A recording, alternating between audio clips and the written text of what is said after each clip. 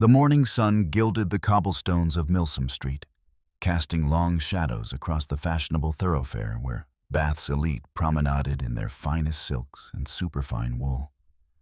Flora May kept her eyes lowered as she navigated the crowded pavement, her worn boots whispering against the stone, while her gloved hand maintained a firm grip on Owen's small fingers. "Mama, look at the horses." Owen tugged at her hand, his voice bright with the uncomplicated joy of a 5-year-old who had never known the carriages and fine things surrounding them could have been his birthright. "Hush now, darling. We mustn't dawdle." Flora quickened her pace, acutely aware of the curious glances from passing ladies whose morning gowns cost more than she earned in 6 months of service. Her own dress, a faded blue cotton she'd carefully mended and pressed until it achieved a semblance of respectability, marked her status as clearly as a brand. She was invisible to these people, or worse, visible only as something to be looked through, a piece of the scenery that serviced their comfortable lives. Yet even as she hurried past the assembly rooms, Flora couldn't help but feel the familiar ache of memory. 5 years ago, she had walked these same streets on the arm of a man whose face she'd barely seen in the candlelight of stolen moments, whose name she'd learned only after he'd vanished from her life as completely as morning mist burned away by the sun. She had been young then, foolish enough to believe that passion could transcend the brutal mathematics of class and wealth. Owen had proven her both right and wrong.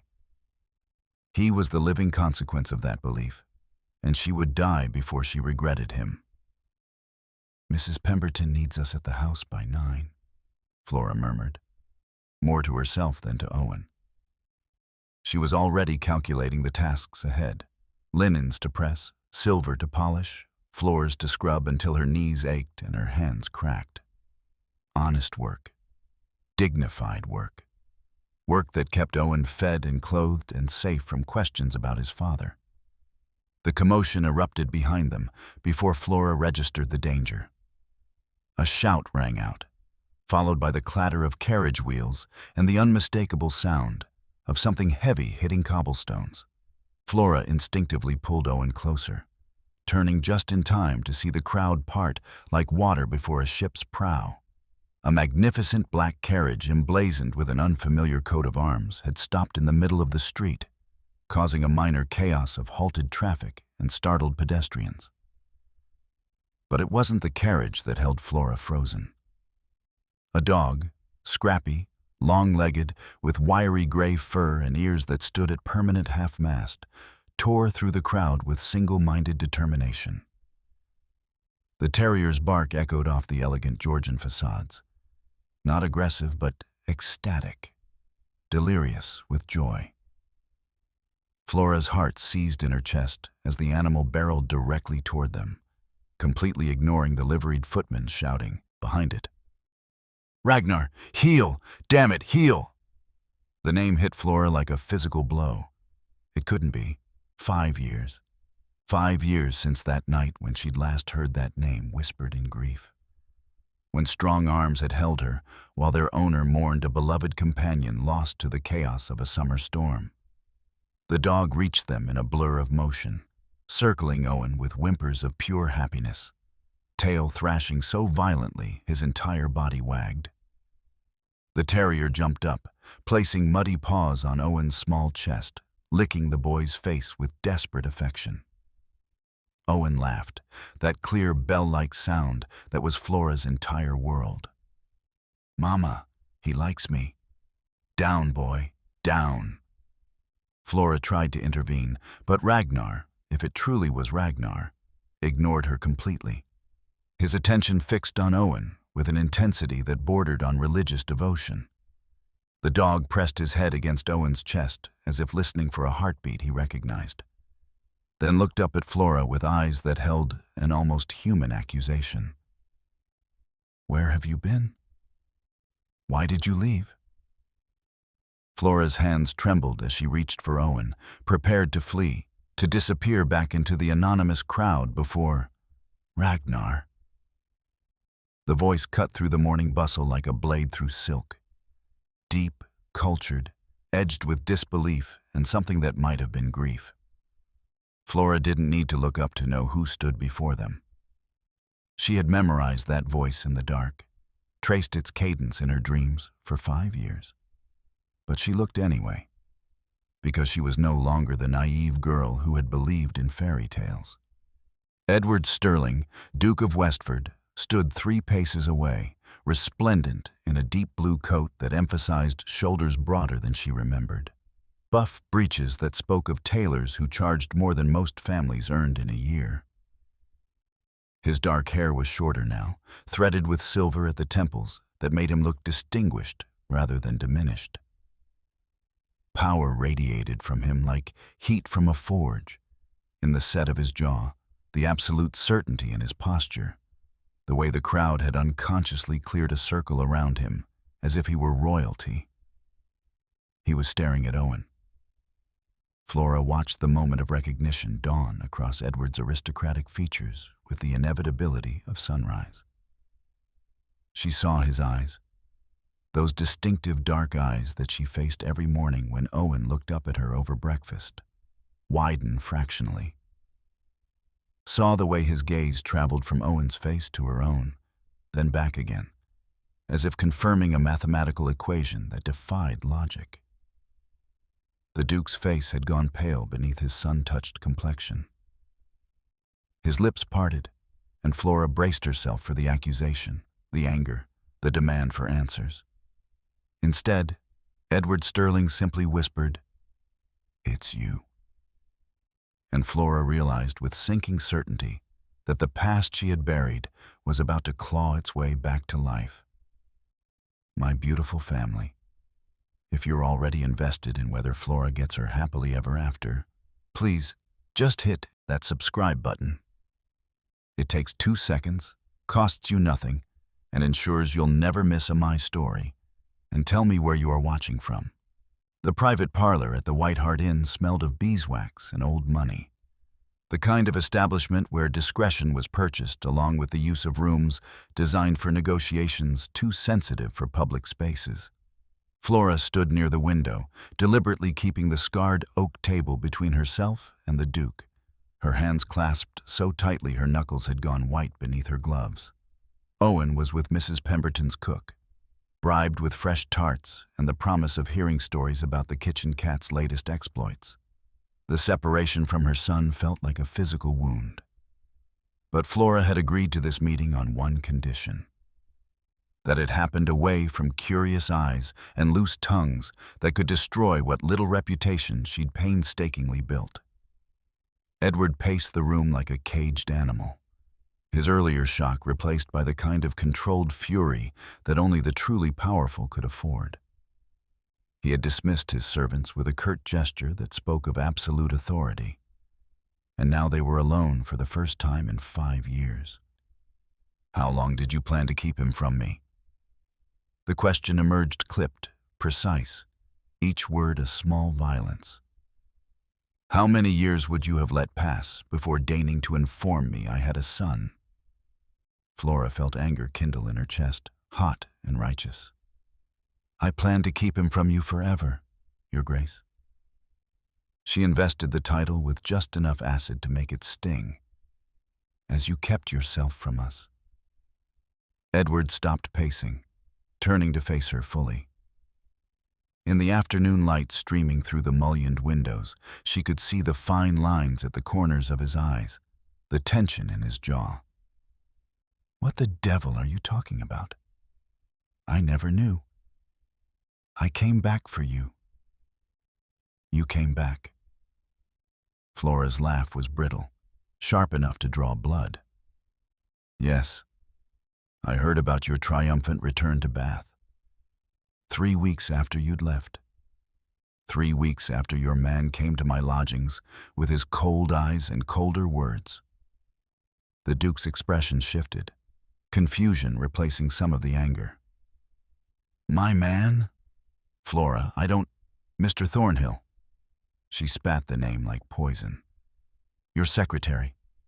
The one who found me at Mrs. Webster's boarding house, who told me in excruciating detail exactly how foolish I'd been to imagine that a duke's passing fancy meant anything more than a pleasant diversion from his duties. Flora's voice cracked despite her determination to remain composed. He was very thorough, Your Grace. He explained that you'd returned to London, that you'd already resumed negotiations for a marriage befitting your station. Lady Catherine Ashford, I believe her name was. Edward had gone perfectly still. The kind of stillness that preceded either violence or devastation. Thornhill came to you. With your instructions, he claimed. Flora forced herself to meet his gaze. He offered me £50 to disappear, to never speak of what had passed between us, to never sully your name or your prospects with the taint of association with a housemaid who'd forgotten her place. I never... Edward's hand slammed down on the table with enough force to rattle the unused tea service. Christ. Thornhill, that officious, meddling bastard. He looked at Flora with something that might have been anguish. I came back for you. I tore Bath apart looking for you. Mrs. Webster claimed she'd never heard your name, said no one matching your description had ever let rooms from her. £50 buys considerable amnesia, Flora said quietly. The old wound throbbed, 5 years old but still tender. I took 30 of it. 20 I left on the table because I couldn't. I wouldn't let him think he'd purchased my silence completely. Where did you go? Does it matter? Flora turned back to the window, watching the street below where ordinary people conducted ordinary business, free from the complications of passion across class boundaries. I found work in Bristol. Then here, when Owen was old enough to travel. I've been careful, respectable. No one questions a widow fallen on difficult times. She heard Edward move closer, felt the heat of him at her back, though he didn't touch her. The boy, Owen. His voice had gentled, though tension still threaded through it. He's mine. It wasn't a question, but Flora answered anyway. Yes. Why didn't you come to me when you discovered you were with child? Flora whirled to face him, and this time she didn't hide her fury. Come to you? After I'd been paid off like a common prostitute? After your own man had made it abundantly clear that my presence in your life was an embarrassment to be managed and removed? She took a shaking breath. I have my pride, Your Grace, even if I have little else. I wouldn't go begging to a man who'd made his feelings so devastatingly clear. My feelings, Edward said, each word carefully measured, were that I'd found something precious in this godforsaken city.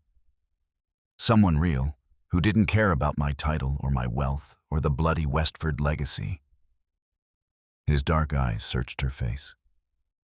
I was going to ask you to marry me, Flora. That's why I returned to London, to begin the legal work, to prepare my family. And when I came back, you'd vanished as if you'd never existed. Flora felt the floor shift beneath her feet. You're lying. I've done many things wrong, but I'm not lying about this. Edward reached into his coat and withdrew a folded paper, worn soft with age and handling. I've carried this for 5 years. The special license I obtained from the Archbishop. It was to be a surprise. Flora stared at the document he placed on the table between them, her vision blurring. The dates matched. The names, his in a blank space where hers would have been written, seemed to shimmer in the light. I don't believe you, she whispered. But the words lacked conviction. Believe this, then. Edward's voice turned hard again, though pain edged it now. Owen is my son, my heir, and I will not allow him to be raised in poverty while the Westford fortune sits idle. I'm prepared to offer you £10,000. No, 20,000 then. enough to purchase a house, to live comfortably for the rest of your life. In exchange, Owen comes with me. He'll be educated as befits his station, acknowledged publicly. Absolutely not. Flora stepped forward, her fear transmuting into the fierce protectiveness that had sustained her through 5 years of struggle. You think you can purchase him the way your secretary tried to purchase my silence? My son is not a transaction, Your Grace. He is not a problem to be solved with your endless money and your aristocratic convenience. He deserves better than what? Than a mother who loves him? Than a life where he's valued for who he is, not what inheritance he carries? Flora's voice rose despite her intention to remain controlled. You know nothing about him. You don't know that he's terrified of thunderstorms, or that he memorizes every word of the stories I read him, or that he gives half his dinner to stray cats because he can't bear to see anything hungry. Tears burned her eyes, but she refused to let them fall. You see an heir. I see my son.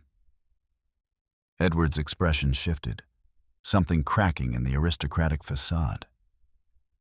Then help me see him, Flora. Let me know him. Why should I trust you, after everything? Because Ragnar recognized him. The Duke's voice dropped to something almost tender. That dog has been dead to me for 5 years. Ran off the same week you vanished. As if the universe decided to strip me of everything I cared about in one fell swoop. But he's been with you. With Owen. Edward's throat worked as he swallowed. Even my dog knew where my family was, while I searched in all the wrong places. Flora felt something crack in her own carefully maintained armor. This doesn't change anything. It changes everything. Edward moved closer, close enough that she could smell sandalwood and something uniquely him. I won't take him from you, Flora, but I will be part of his life, however that must happen. The silence stretched between them, loaded with 5 years of misunderstanding and pain and truths that arrived too late to prevent the damage. Finally, Flora spoke. You will have to earn it, Your Grace. Every moment with him. You don't buy a child's love. Then teach me, Edward said simply. Teach me how to deserve him. And Flora, against every instinct for self-preservation, found herself nodding. Edward stood at the window of his temporary lodgings on Royal Crescent, a glass of untouched brandy in his hand, watching the sun set over Bath with the kind of cold fury that had once made grown men tremble in Parliament. Behind him, Thornhill, his former secretary, soon to be former everything, stood rigid as a post, awaiting sentence. Explain it to me again, Edward said, his voice deceptively quiet. Explain how you took it upon yourself to destroy my life under the guise of protecting it. Thornhill's Adam's apple bobbed. Your Grace, I acted in what I believe to be your best interests. The woman was unsuitable. Her name is Flora. Edward turned, and whatever Thornhill saw in his face made the man take an involuntary step backward. Miss Flora May, the woman I intended to marry, the mother of my child. Each sentence landed like a blow. Continue. The negotiations with the Ashford family were at a delicate stage, Thornhill stammered. Your father, God rest him, had arranged the match before his death. It was his dying wish that you secure the alliance. My father died when I was 23, you officious fool. 5 years before I met Flora. Edward set down his glass with careful precision, the kind of control that barely masked the violence simmering beneath. You used his memory to justify your own meddling. I thought, The woman had clearly been angling for a proposal, using her position to get out. Edward's voice cracked like a whip. You have until tomorrow noon to remove yourself from Bath. I'll provide a reference sufficient to prevent complete ruin. But if I ever see your face again, Thornhill, I will not be responsible for my actions. The man fled, leaving Edward alone with the wreckage of 5 years built on lies. He thought of Flora's face when she'd recounted Thornhill's visit, the humiliation and pain still raw after all this time. Thought of Owen, a son he'd never known existed, raised in poverty while the Westford fortune accumulated dust and interest in bank vaults. He'd spent the afternoon with his solicitor, unraveling the full extent of Thornhill's interference. The man had intercepted letters, paid off Mrs. Webster, even fabricated correspondence from the Ashford family to support his fiction, all in the name of protecting Edward from what Thornhill deemed an unsuitable attachment. The truly damning part was that Edward had been so consumed by grief over losing Flora, over Ragnar's disappearance, that he'd never thought to question his secretary's discretion. He'd simply assumed Flora had chosen to leave, that their connection had meant less to her than it had to him.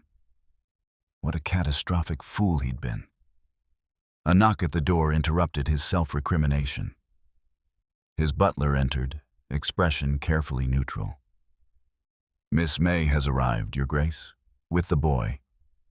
Edward straightened his waistcoat, suddenly nervous in a way he hadn't been since his first speech before the Lords. Show them in. Flora entered with Owen's hand clasped firmly in hers, and Edward's heart performed some complicated maneuver he had no name for. The boy, his son, wore clean but clearly mended clothes, his dark hair neatly combed. Those eyes, mirror images of Edward's own, surveyed the elegant room with poorly concealed wonder. Ragnar trotted beside them, tail wagging, having apparently appointed himself Owen's permanent guardian. Your Grace. Flora's curtsy was perfunctory, her spine straight with the kind of dignity poverty couldn't diminish. Please sit. Edward gestured to the chairs arranged before the fire. Owen, would you like some cake? My cook makes an exceptional seed cake. Owen looked to his mother for permission. At her slight nod, he said, Yes, please, sir, with careful politeness that made Edward's chest ache. The butler was dispatched for refreshments, leaving them in awkward silence broken only by Ragnar's contented panting. The dog had positioned himself directly between Owen's feet, guarding his chosen charge. I've dismissed Thornhill, Edward said without preamble. He acted without my knowledge or consent. What he did to you was unconscionable. Flora's expression didn't soften. That doesn't undo 5 years, Your Grace. No, it doesn't. Edward forced himself to meet her gaze. Which is why I want to propose a different arrangement. Not convenience, as I so clumsily suggested yesterday, but something that serves Owen's best interests. I'm listening. Edward chose his words carefully, aware of Owen's presence even as the boy became absorbed in Ragnar's willingness to perform tricks for an audience. There's a cottage on the Westford estate grounds, near enough to the main house for regular visits, but separate, private. It has a garden, 3 bedrooms, its own staff quarters. He paused.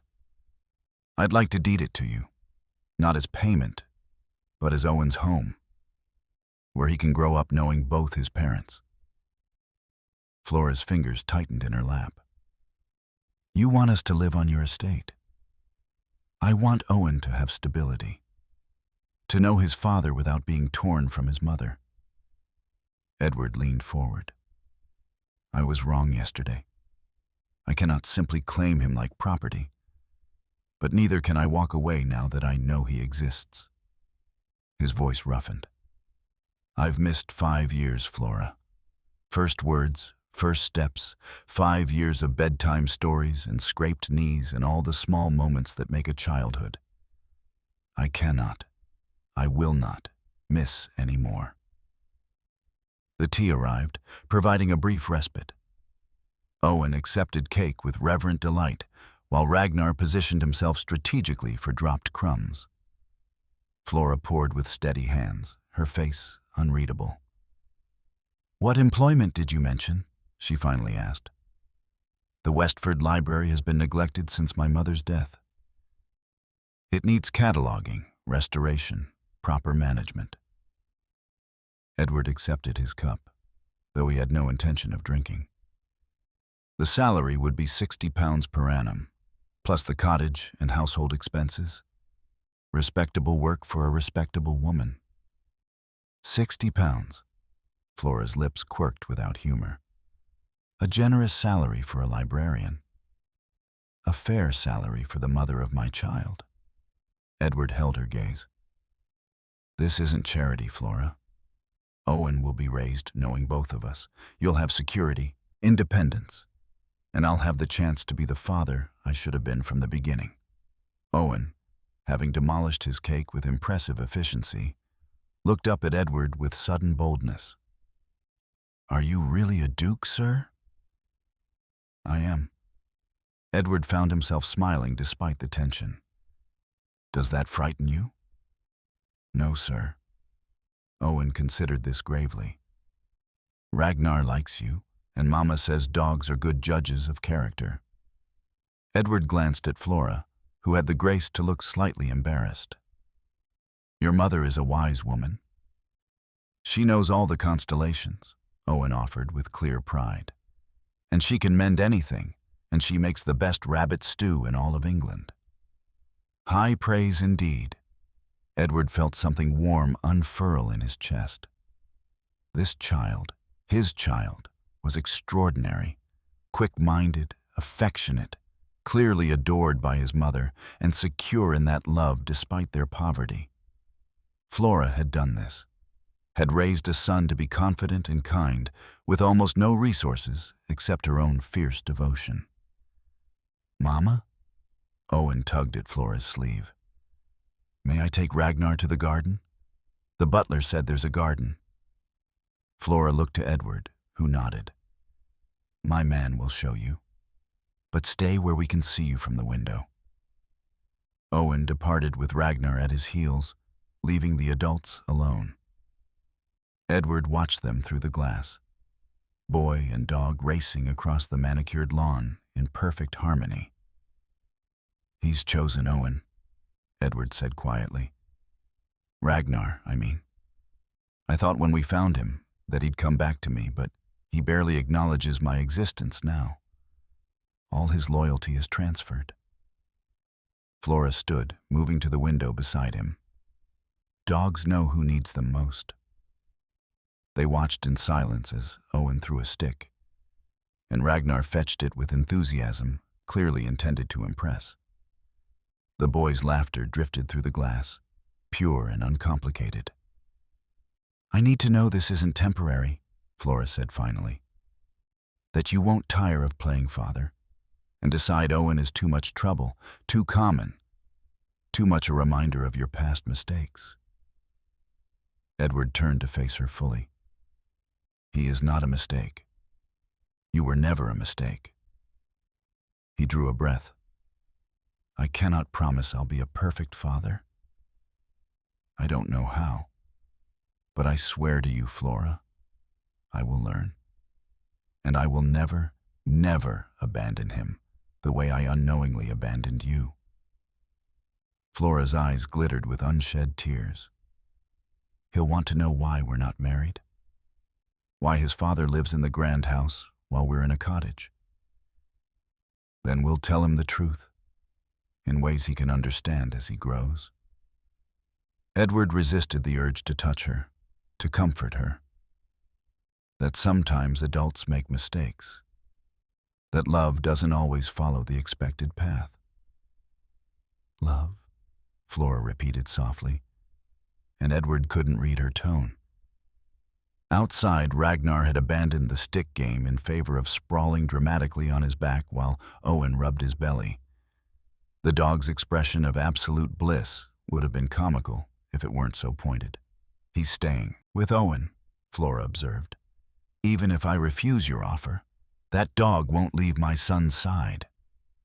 "No," Edward agreed. "He won't." Flora was quiet for a long moment. Then, "The cottage. It has 3 bedrooms?" "Yes." "And I would have full authority over the library? No interference in how I manage it?" "Complete autonomy. And Owen may visit you, but I decide when and how often until we establish trust." Edward's heart leapt, though he kept his voice level. "Whatever terms you require." Flora extended her hand, formal as a business arrangement.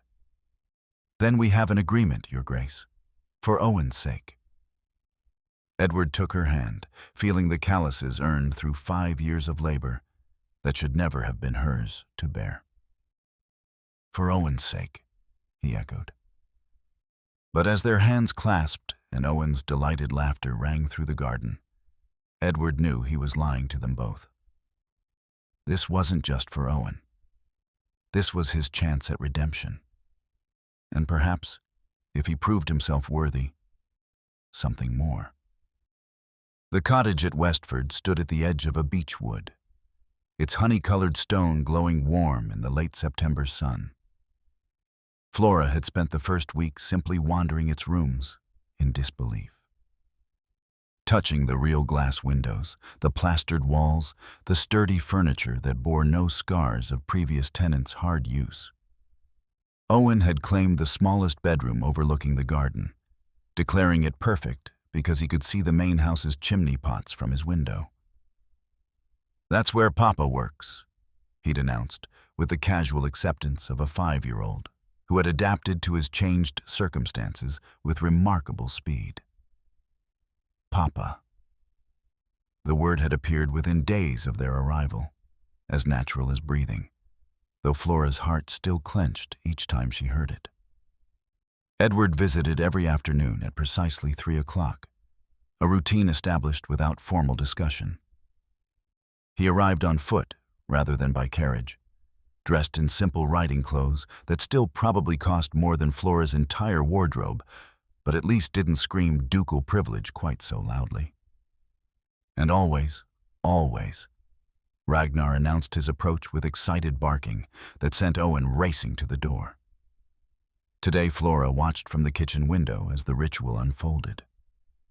Edward appeared at the garden gate, and Ragnar immediately abandoned his position at Owen's side to greet his former master, but only briefly.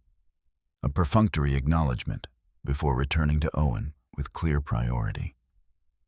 The message was unmistakable. "You may visit, but this is where I belong." "Your Grace." Flora dried her hands on her apron as she stepped into the garden, where Owen was already chattering about the frog he'd discovered near the stream. "Flora."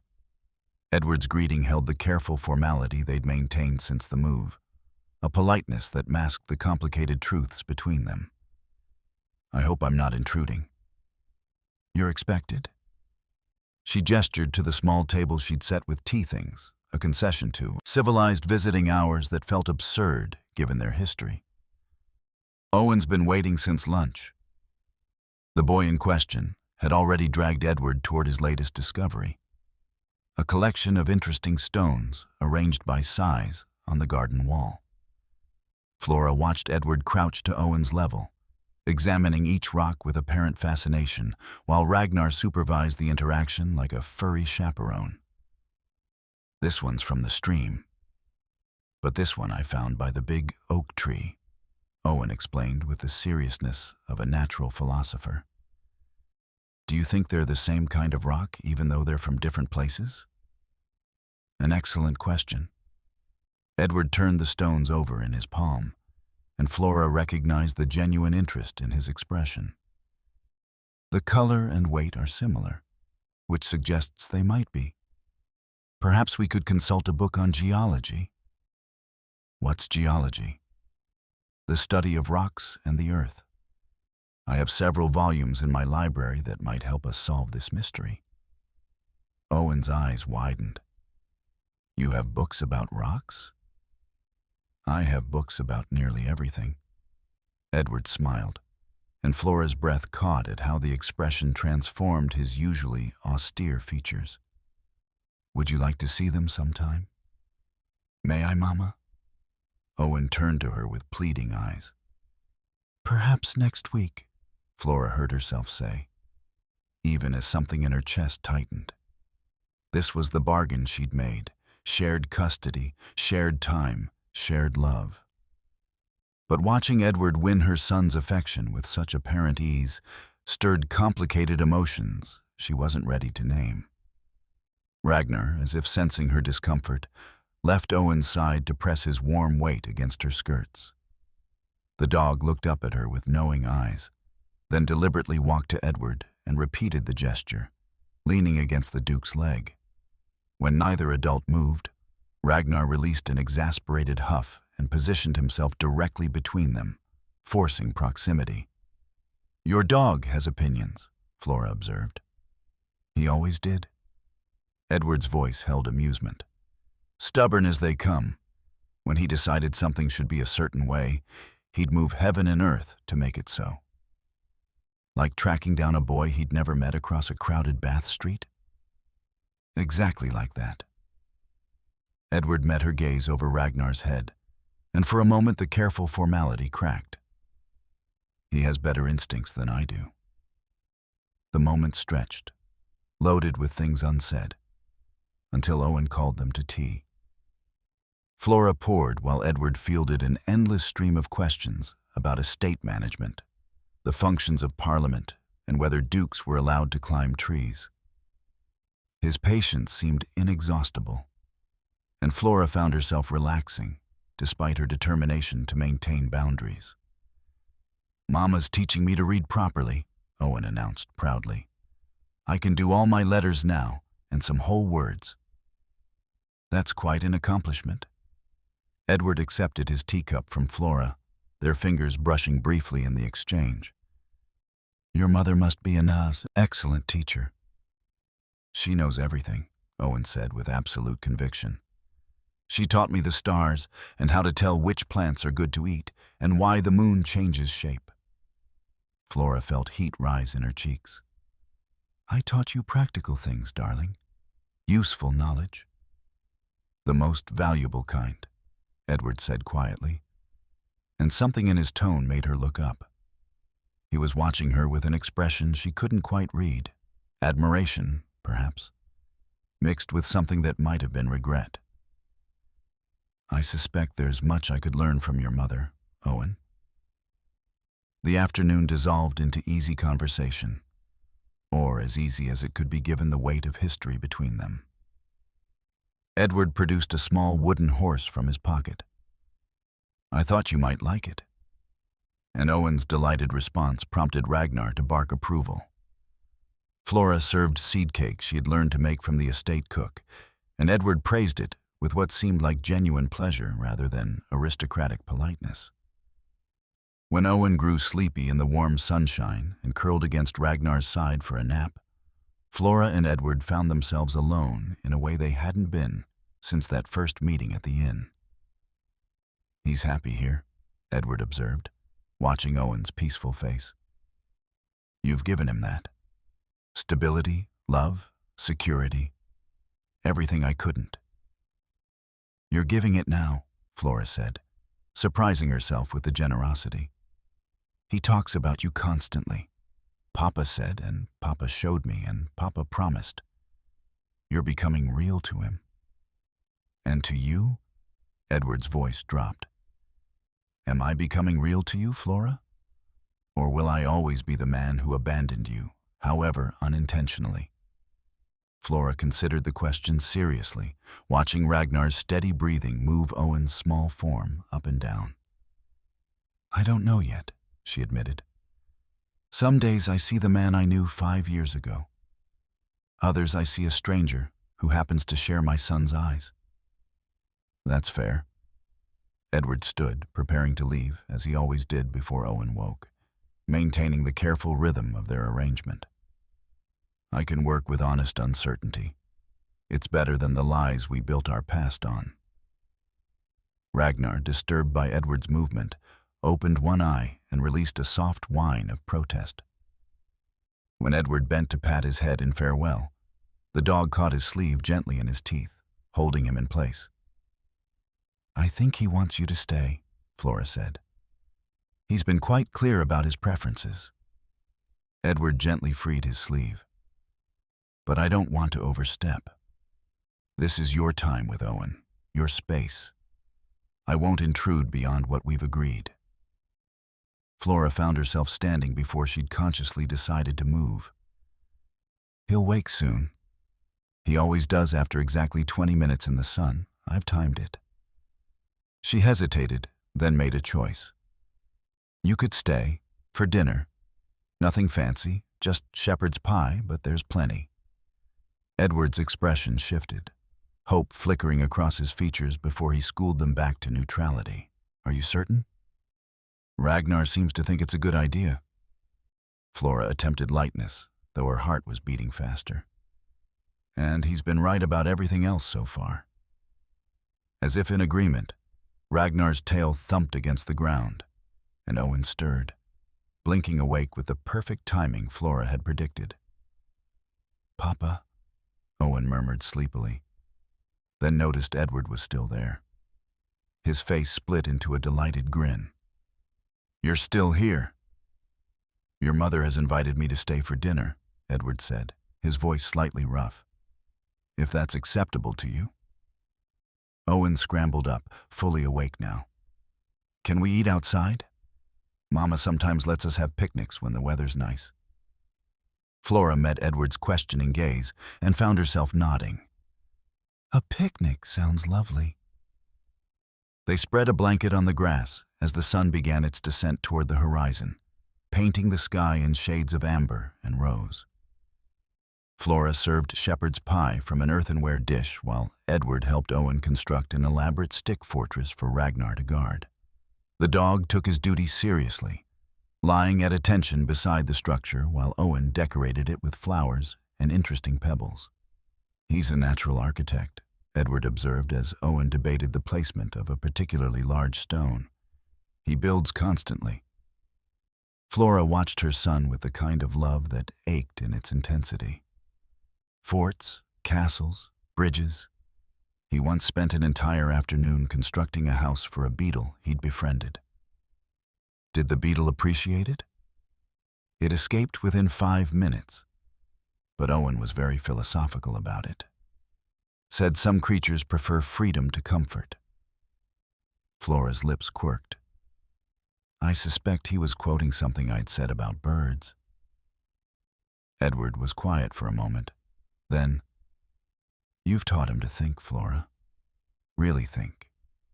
Not just memorize lessons, but question and wonder and draw his own conclusions." His voice held something like awe. "That's extraordinary." "That's just being a mother." "No." Edward's intensity surprised her. "That's being an exceptional mother. I've seen how the aristocracy raises children, handed off to nurses and governesses, taught to be seen and not heard, molded into replicas of their parents' expectations." He gestured to Owen, who was now explaining the fortress's defensive capabilities to Ragnar with elaborate hand gestures. "You've raised a boy who thinks for himself, who feels safe enough to imagine, to create, to be fully himself."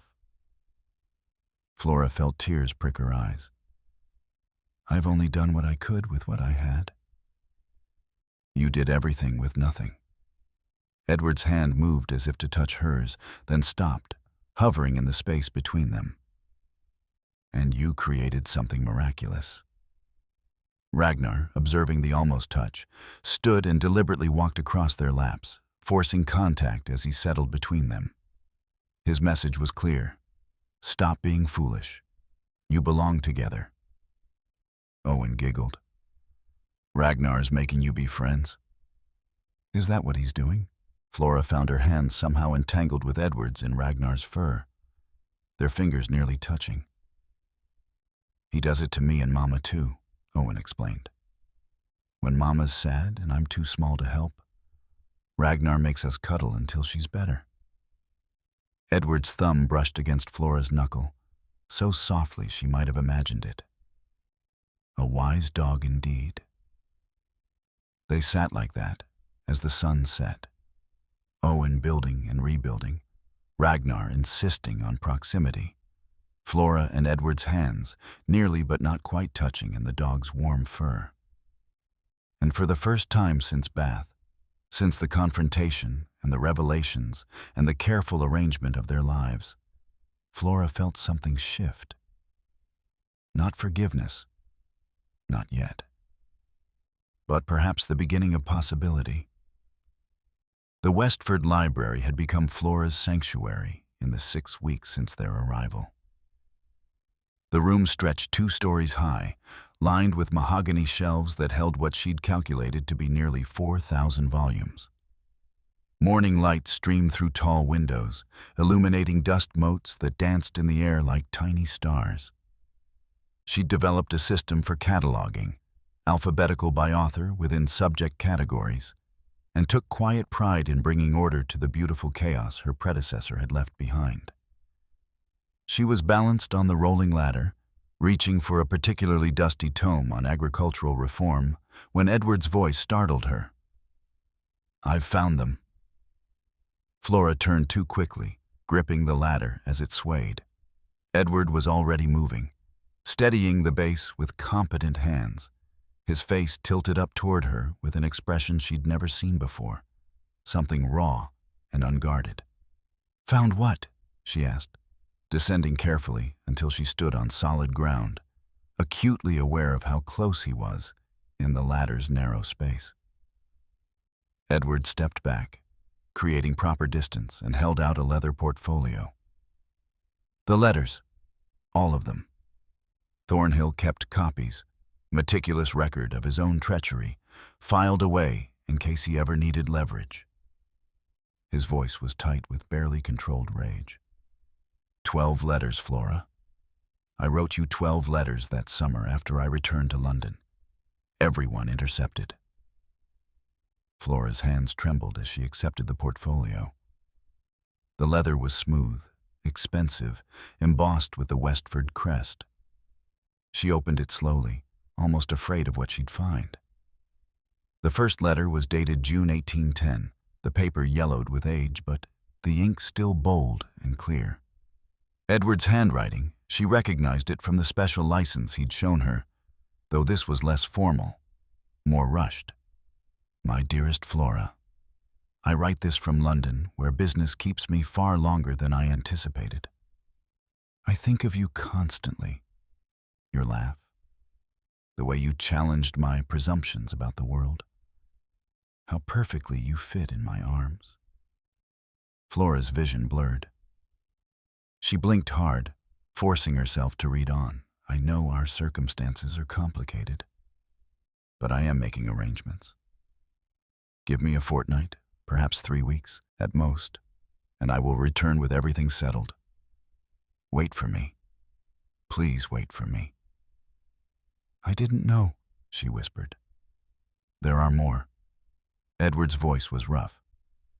The second letter explaining the delays with the Archbishop. The third when I realized the legal complications of marrying without my family's knowledge. Not that I cared, but I wanted to do it properly, protect you from scandal.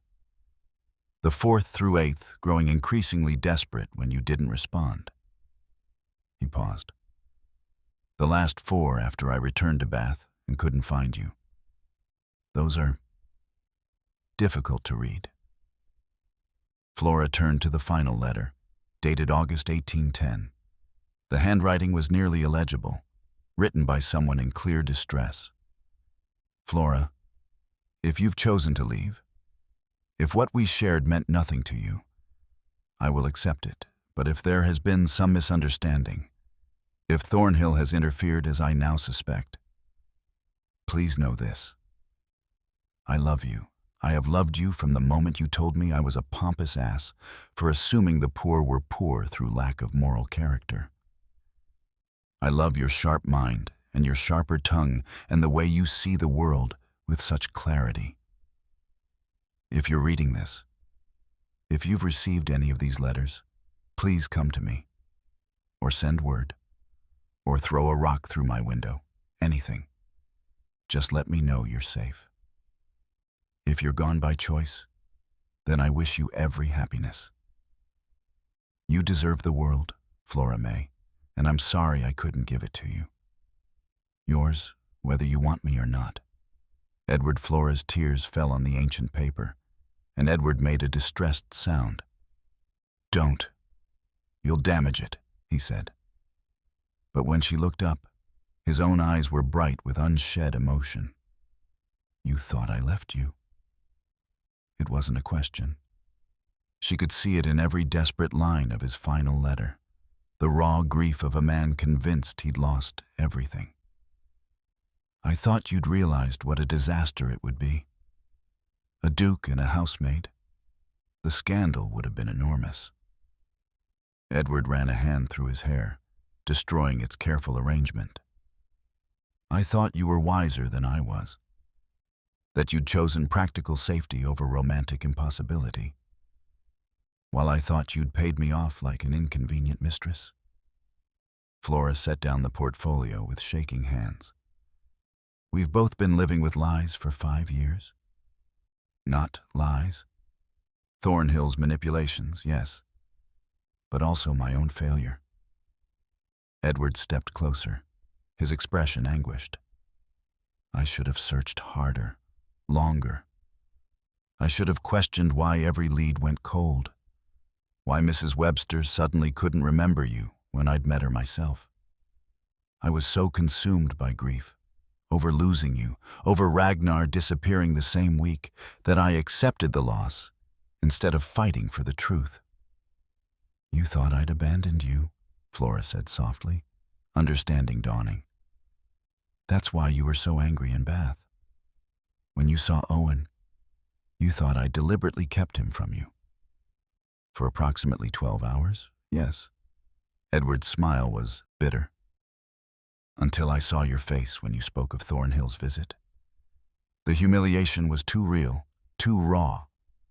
No one could fabricate that kind of pain. He drew a shaking breath. I should have known from the beginning. The woman I loved, the woman I still love, would never be so cruel. The words hung between them like a physical presence. Flora's heart hammered against her ribs. Don't, she whispered. Don't tell the truth? Edward's laugh was hollow. I'm done with comfortable lies, Flora. I've lived with them for 5 years, and they've brought nothing but misery. He moved closer, not touching, but near enough that she could feel the warmth radiating from him. I loved you then. I love you now. I love the girl who called me pompous, and the woman who raised our son with nothing but her own fierce will. I love that you're cataloging my library with obsessive precision and that you've taught Owen to question everything, even me. His voice cracked. And I am profoundly, devastatingly sorry that my own blindness cost us 5 years. We'll never get back. Flora pressed her hands to her face, trying to contain the sob building in her chest. I was so angry. For so long. It was easier than admitting I missed you. Did you? Edward's question was barely audible. Miss me? Every day? The confession escaped before she could stop it. I'd see something beautiful, a sunset, Owen's first steps, and my first thought was always that I wished I could share it with you. Then I'd remember that you'd paid to be rid of me, and the anger would come back. She lowered her hands, meeting his gaze. Anger was safer than grief. I understand that. Edward reached out slowly, telegraphing his intention, giving her every opportunity to refuse, When she didn't move, his fingers brushed her cheek, catching a tear. I was angry too. At you for leaving, at myself for not being enough to make you stay, at the entire cursed world for being so determined to keep us apart. We've wasted so much time. Then let's not waste more. Edward's thumb traced her cheekbone with devastating gentleness. I'm not asking you to forgive me immediately, or to forget the pain. I'm just asking for a chance to build something real. Not based on stolen moments and secrets, but on truth. Flora turned her face into his palm, allowing herself the comfort she'd denied for 5 years. I don't know how to trust this, any of this, every time I start to believe. I remember waking up alone. Remember Thornhill's cold eyes telling me I was a fool to think I mattered. You matter. Edward's other hand came up to frame her face, his touch achingly careful. You matter to Owen, who lights up every time he talks about you. You matter to Ragnar, who's made it his life's mission to keep our family together. And you matter to me. You've always mattered to me.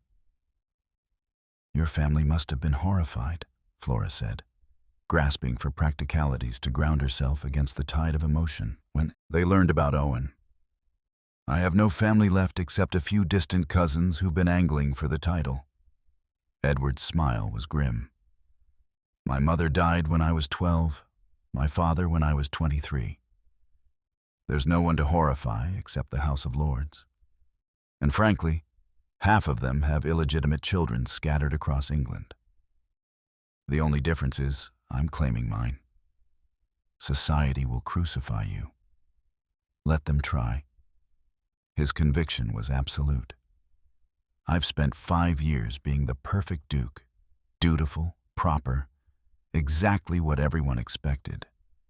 And I was miserable. Now I have a son who builds forts and asks impossible questions, a dog who's appointed himself family mediator, and the woman I love standing in my library looking at me like she might possibly, someday, forgive me. His voice softened. Society's opinion seems remarkably unimportant in comparison. Flora felt something inside her chest crack open, like ice breaking in spring. I want to forgive you. I want to believe this is real, that we can build something from the wreckage. Then believe it. Edward leaned closer, his forehead nearly touching hers. We have time now, Flora. All the time we need. No more secrets, no more interference. Just us, figuring out how to be a family. I'm afraid, she admitted. What if it goes wrong again? What if, then we'll fix it together? His breath ghosted across her lips. I cannot promise perfection, but I can promise I will never stop fighting for this, for us, for our son. And I will never, never let anyone come between us again. Flora closed the final distance, pressing her lips to his in a kiss that tasted of salt and sorrow, and the tentative beginning of hope. Edward made a sound like a man drowning, his arms coming around her with desperate care, holding her as if she might disappear. When they finally broke apart, both breathing hard, Flora rested her forehead against his chest, feeling his heart hammer beneath her cheek. This doesn't fix everything, she said into the fine wool of his coat. I know. Edward's hand stroked her hair with infinite tenderness. But it's a start. Outside the library windows, Ragnar's triumphant bark echoed across the grounds, and Flora found herself laughing through her tears. Even the dog knew they'd finally turned a corner. My sweet family, if that scene between Edward and Flora gave you even the slightest flutter in your chest, I'm begging you, please like this video. Show this story the love Flora and Edward are finally showing each other. Click it. subscribe. You've earned the satisfaction. Mrs. Henrietta Pemberton arrived at the cottage like a storm cloud on an otherwise perfect October morning, her impressive bulk encased in purple bombazine that rustled with indignation. Flora saw the carriage approach from the library window and felt her stomach drop with the cold certainty of disaster. She'd been arranging late-blooming roses in a vase, a small luxury she still hadn't quite adjusted to, having flowers simply for beauty rather than strict necessity. Now the thorns bit into her fingers as she gripped the stems too tightly, watching her former employer descend from the hired conveyance with the aid of a long-suffering footman. "Owen, go upstairs, please," Flora said quietly. Her son looked up from his drawing, some complicated architectural fantasy involving bridges and towers, with Ragnar's head resting heavily on his feet. "But Mama..." "Now, darling." Flora softened her tone with effort. "Take Ragnar with you. This is adult business." The dog's ears flattened as if he sensed trouble, but he followed Owen up the narrow stairs with visible reluctance. Flora smoothed her dress, a new one in dove gray that Edward had insisted was appropriate for the estate librarian, though the fine wool still felt foreign against her skin, and went to face her past. Mrs. Pemberton swept through the door before Flora could properly open it, her sharp eyes cataloging every detail of the cottage's comfortable interior with predatory interest. "So it's true." The woman's voice dripped with malicious satisfaction. "Flora May, the maid who was too good for honest work, has landed herself quite the arrangement." "Mrs. Pemberton," Flora kept her voice level through sheer force of will, "I wasn't expecting visitors." "I'm sure you weren't." The older woman settled herself uninvited on the sofa, her bulk making the furniture creak in protest. "Imagine my surprise when Lady Thornbury mentioned that the Duke of Westford had installed his mistress and bastard son in a cottage on his estate. And imagine my further surprise when she described the woman, quiet, dark-haired, with a young boy who's the very image of his grace." Flora's hands clenched at her sides. "I don't know what you think." "I think you played a very clever game, my girl." Mrs. Pemberton's smile was razor-sharp. "Presenting yourself as a respectable widow, taking my coin for honest work, all while hiding the fact that you'd been warming a duke's bed and breeding his whelp." She leaned forward. "The scandal will be delicious. A housemaid elevated to librarian by her noble lover, the talk of Bath for months." "Owen is not a whelp." Flora's voice turned to ice. "And my position here is entirely respectable. I manage the Duke's library in exchange for fair wages and housing." "Oh, I'm sure that's the story." Mrs. Pemberton's laugh was ugly. "But we both know the truth, don't we? You spread your legs for a duke, and now you're being kept like any common prostitute, though the setting is prettier than most." The insult hung in the air like smoke. Flora felt rage kindle in her chest, hot and righteous. But before she could respond, the cottage door opened with enough force to bang against the wall. Edward filled the doorway, his riding clothes dusty from a hard gallop, his face carved from granite. Ragnar shot past him, positioning himself between Flora and Mrs. Pemberton with a low growl that raised the hair on the back of Flora's neck.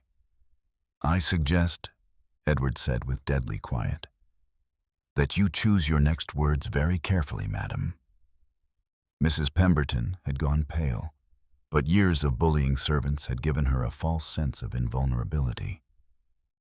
"Your Grace, I merely came to speak with my former employee about a matter of..." "You came to threaten the mother of my child." Edward moved into the room with the controlled grace of a predator. "I heard every vile word through the window. Did you truly think I would allow such poison to be spoken under my own roof?" "I have every right to. You have no rights here." Edward's voice could have cut glass. Miss May is employed by the Westford estate in a position of considerable responsibility. Her son is my acknowledged heir. And you, Mrs. Pemberton, are trespassing. The woman struggled to her feet, her face mottled with anger and fear. Society will know the truth. A duke cannot simply legitimize his bastard and install the boy's mother like what? Edward stepped closer, and even Ragnar seemed taken aback by the cold fury radiating from him. Like a woman of intelligence and character who has earned her place through merit?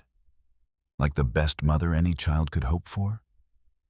Like someone I hold in the highest esteem and regard? Esteem and regard. Mrs. Pemberton spat the words. Pretty language for keeping a mistress. Flora saw Edward's control fracture. In 3 strides he crossed to where she stood frozen, cupped her face in both hands with infinite care, and kissed her. Not the tentative, grief-laden kiss they'd shared in the library. This was claiming possession, a public declaration that left no room for misinterpretation. Flora gasped against his mouth, and he gentled immediately, the kiss transforming into something both tender and incendiary. His thumb stroked her cheekbone as his lips moved against hers with devastating skill, and Flora forgot entirely that they had an audience. When Edward finally pulled back, his eyes were dark with desire and something fiercer, protection, determination, the absolute refusal to allow anyone to diminish what they were building. That, he said, still looking at Flora, though his words were clearly meant for Mrs. Pemberton, is how I kiss the woman I intend to marry.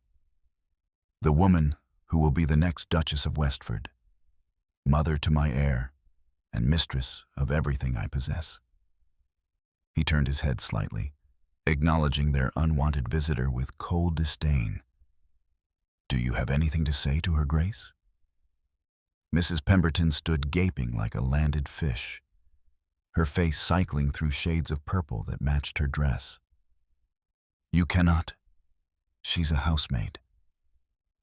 She is a woman of extraordinary courage who raised my son alone for 5 years while I was kept ignorant by a meddling fool. Edward's voice was steel wrapped in silk. She has more dignity in her smallest finger than you possess, in your entire corpulent body. And if I hear one word, one single syllable, of gossip or slander regarding her, I will personally ensure that every door in polite society closes to you permanently.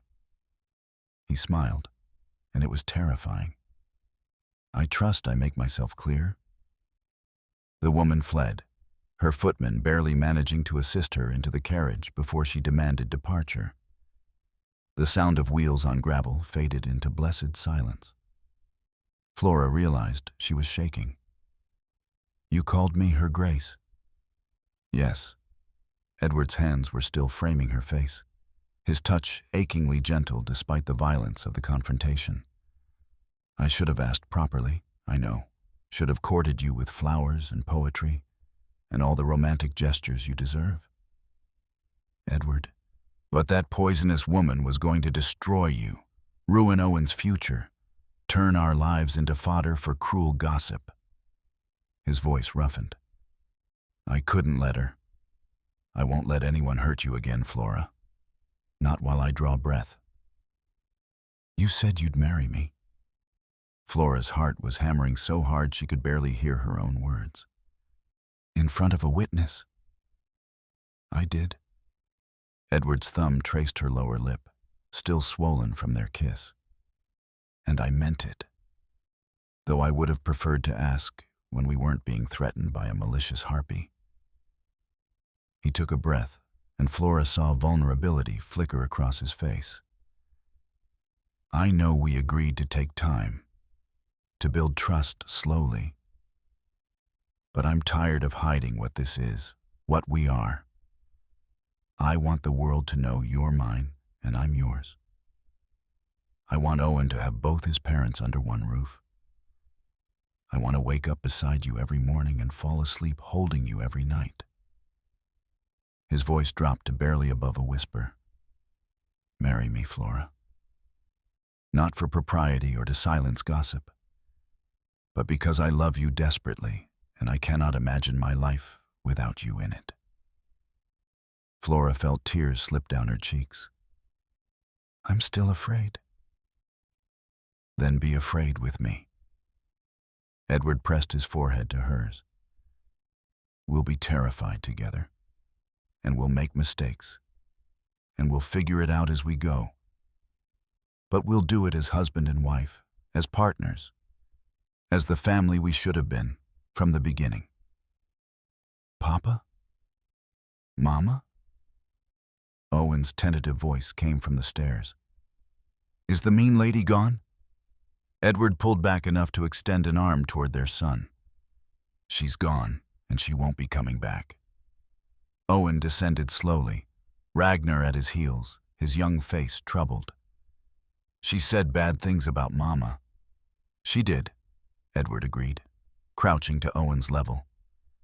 "And she was wrong about every single one of them. Your mother is the bravest, strongest, most remarkable woman I've ever known." "I know that." Owen's chin jutted out with unconscious mimicry of his father's stubborn expression. "Everyone should know that." "They will." Edward glanced up at Flora, question and hope mingling in his eyes. "If your mother agrees to marry me, the whole world will know exactly how extraordinary she is." Owen's eyes went wide. "Marry? Like in the stories? With a wedding and everything?" "With a wedding and everything," Edward confirmed, though his gaze never left Flora's face. "If she says yes." Flora looked at her son's eager expression, at Ragnar's tail wagging with what could only be described as smug satisfaction, at Edward kneeling before them both with his heart laid bare. She thought of Mrs. Pemberton's venom, of 5 years spent hiding and protecting and being afraid to hope for more than survival. She was so tired of being afraid.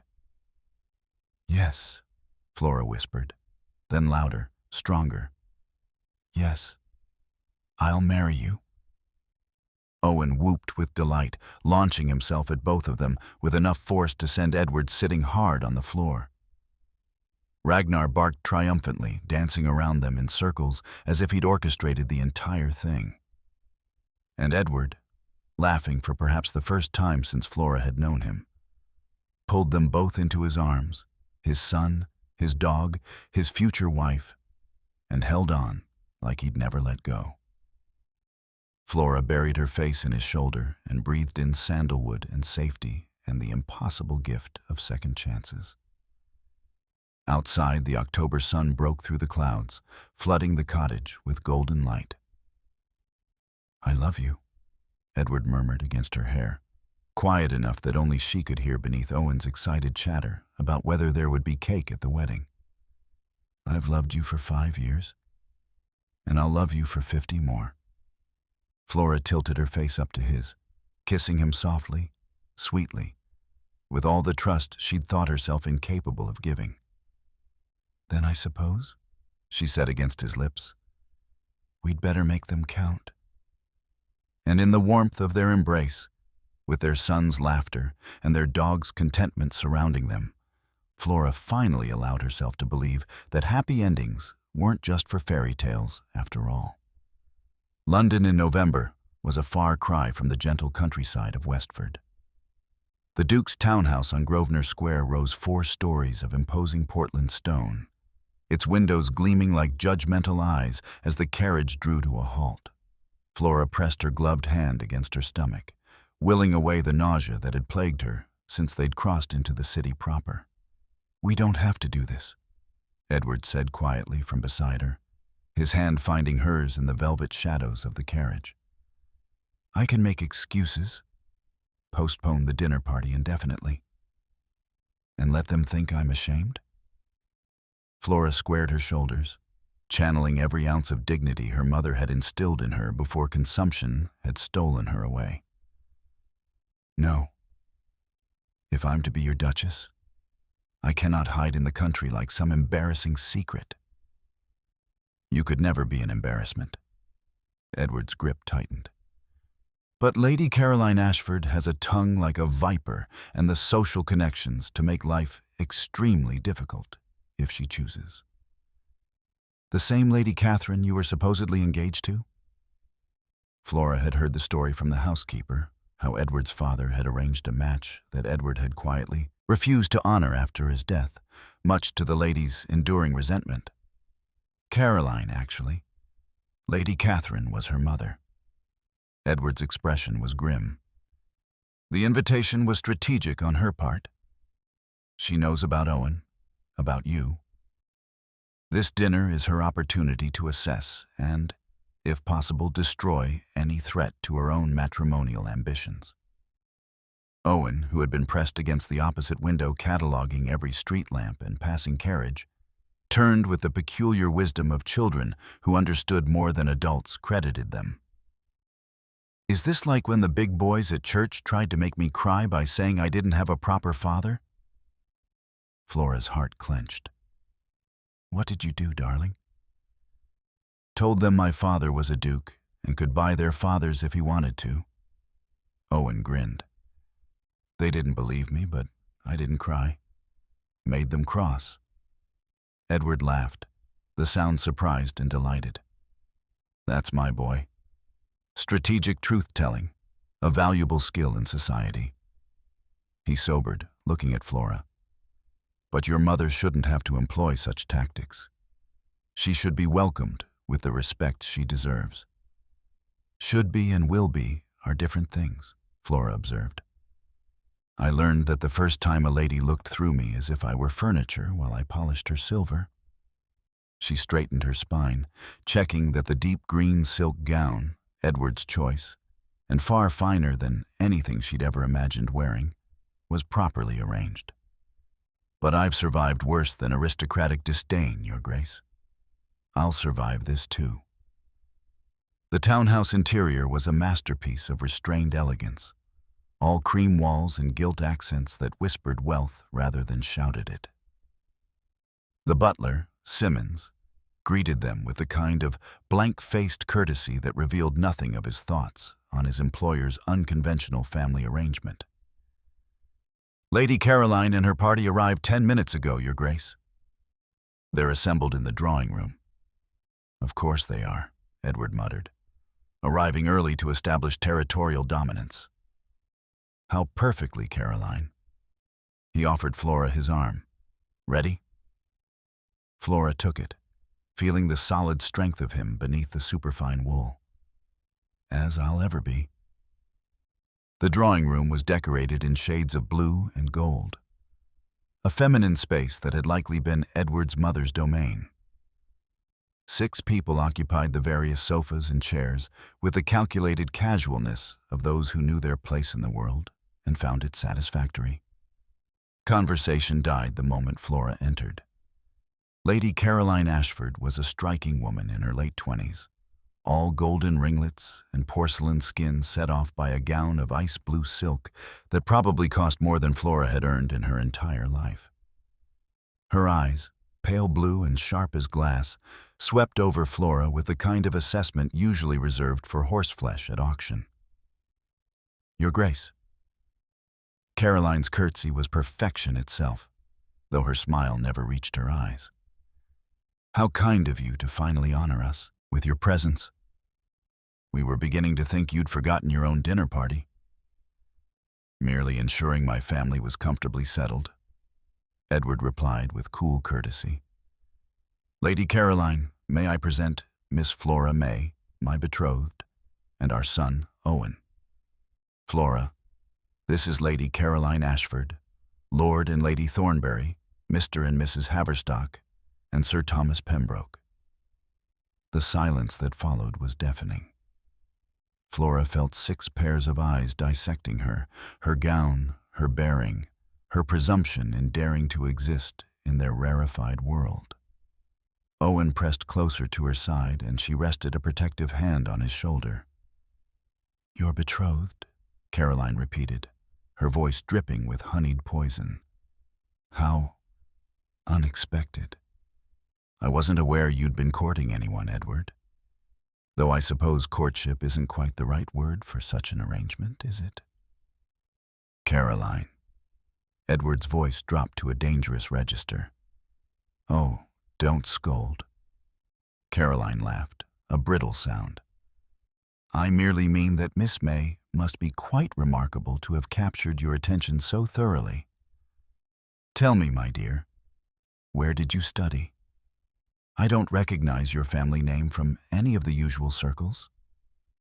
Flora met the woman's gaze steadily, recognizing the trap being laid. I didn't study anywhere formal, Lady Caroline.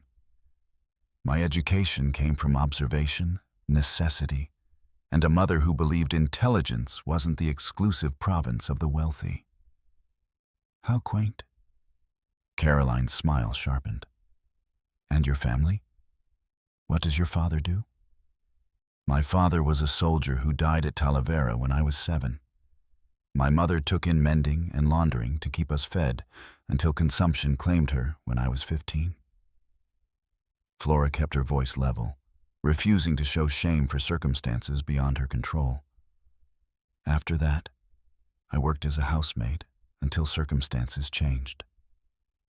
Circumstances? Lady Thornbury, a handsome woman in her 50s, seized on the word. What a delicate way to describe becoming a duke's. Mother to his child, Flora interrupted quietly. And yes, Owen was born out of wedlock, a fact that reflects poorly on both his grace and myself. We were kept apart by interference that neither of us knew about at the time. But Owen exists, and he is loved, and I will not apologize for his life. Owen looked up at her with such fierce pride that Flora's throat tightened. How very practical of you, Caroline observed. Though I wonder what Her Majesty will think when she learns a housemaid will be presented at court.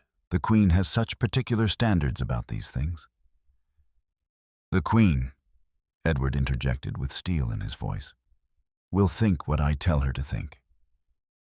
My family has served the crown for 3 centuries. I believe we've earned some latitude in our personal affairs. But surely you must acknowledge the irregularity, Sir Thomas began. I acknowledge that I failed the woman I loved through my own blind trust in a scheming secretary, Edward said, moving to stand beside Flora with deliberate solidarity. I acknowledge that she raised our son with grace and strength while I remained ignorant. And I acknowledge that she possesses more genuine nobility than most of the so-called aristocrats I've had the misfortune to encounter. His gaze swept the room.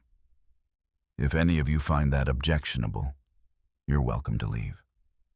No one moved, though the tension was thick enough to choke on. Caroline recovered first, her smile never wavering despite the fury in her eyes. How passionate, Edward. Though I do hope Miss May understands what she's entering into. Society can be terribly unforgiving of those who don't know the rules. She turned to Flora with false sweetness. Tell me, dear, have you given any thought to how you'll manage a household of this size? The entertainments you'll be expected to host? The social obligations that come with being a duchess? Flora recognized the question for what it was, an attempt to highlight her inadequacy, to expose her as unprepared for the role she'd be assuming. She thought of the cottage, of Owen's education, of the library she'd reorganized with meticulous care. I managed a household on less than £10 a month for 5 years, Lady Caroline. I balanced accounts, negotiated with tradesmen, educated my son, and maintained a standard of living that kept us healthy and respectable. Flora's voice was calm, but unmistakable steel ran through it. I suspect I can manage considerably more with greater resources. As for social obligations, I'm willing to learn. Unlike some skills, courtesy and hospitality can be taught. though I've observed they're not always practiced by those who should know better.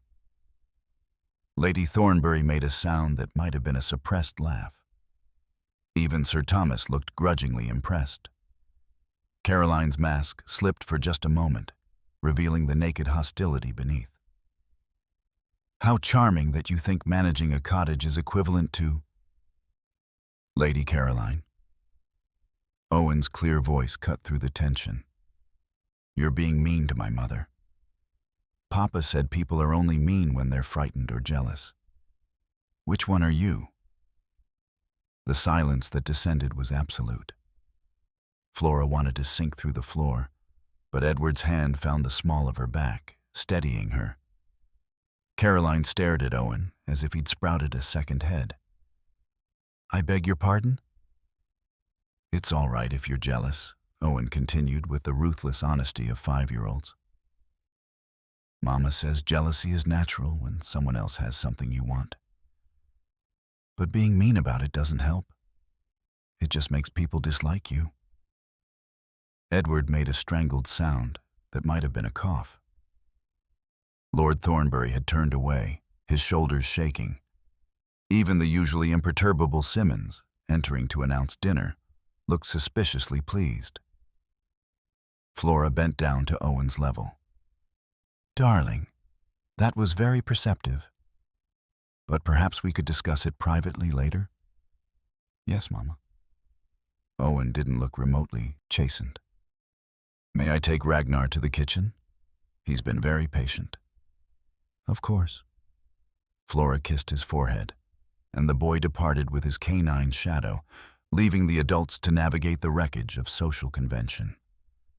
Caroline had recovered her composure, though spots of color burned high on her cheeks. Your son is quite forthright. He's honest, Edward corrected. A quality I value highly. He offered Flora his arm. Shall we go into dinner? I believe we've had quite enough dramatics for one evening. The meal was an exercise in exquisite torture. Multiple courses served with impeccable formality, while conversation danced around the elephant in the room. Flora deployed every observation she'd made during 5 years of serving at elegant tables, watching which fork to use, how to pace her eating, when to speak, and when to remain silent. By the time dessert arrived, a magnificent architectural confection of spun sugar and cream, she was exhausted from the constant vigilance. It was Lady Thornbury who finally broke the stalemate, setting down her wine glass with decisive purpose. Miss May, I wonder if you might indulge my curiosity. His Grace mentioned you've been cataloging the Westford Library. What system are you employing? Flora blinked, surprised by the genuine interest in the woman's tone. A modified version of alphabetical by author within subject categories, my lady. The previous system was somewhat haphazard. Fascinating. I've been trying to organize my late husband's collection for years. Perhaps you might offer some advice? I'd be happy to, though I'm hardly an expert. Nonsense. Practical experience is worth more than any number of theoretical degrees. Lady Thornbury smiled warmly. I think we shall get along splendidly, my dear. The evening ended with cautious civility, if not warmth. As the guests departed, Caroline paused at the door, her expression unreadable. You're not what I expected, Miss May. I rarely am, Flora replied evenly. Edward's made his choice clear. Caroline's voice was soft enough that only Flora could hear. I hope you prove worthy of it, for his sake and the boys'. It wasn't forgiveness, but it wasn't war either. Flora would take what victories she could find. Later, as Edward walked her to her chambers, he caught her hand and brought it to his lips. You were magnificent. I was terrified. Magnificently terrified then. He smiled, and the warmth in his eyes made her breathless. You faced down Caroline Ashford and emerged triumphant.